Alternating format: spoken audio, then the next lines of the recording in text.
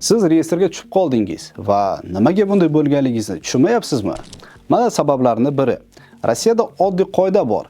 Xorijiy fuqaro patent olgandan keyin 2 oy ichida OVMga ish beruvchi bilan tuzilgan трудовой yoki гражданский правовой договорni topshirishi shart. Agar уведомление o'z vaqtida topshirilmasa, bu reyestrga kiritish uchun to'g'ridan-to'g'ri asos bo'ladi.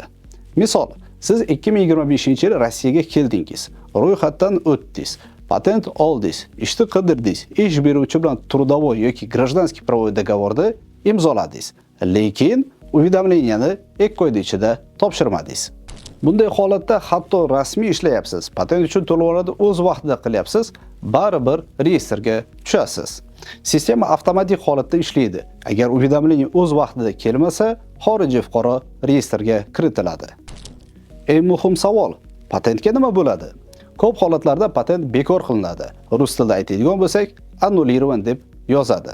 Patent bekor qilingandan keyin 1 yil davomida yangi patent olish mumkin emas. Hatto chiqib ketib, yangitdan kirsangiz, hujjatlarni qaytadan topshirsangiz, bu taqiq baribir amal qilinadi. Agar siz уведомление haqiqatan o'z vaqtida patent olganingizdan keyin 2 oy ichida topshirgan bo'lsangiz, OVMga hujjatlarni ko'rsating. Tekshiruvdan keyin sizni reyestrdan chiqaradi. Agar sizda qo'shimcha savollar bor bo'lsa, bizga reyestr deb yozing va ishingizni ko'rib chiqib, yordam berishga harakat qilamiz. Aytgancha, bizning kanalimizga obuna bo'lganingiz uchun katta rahmat.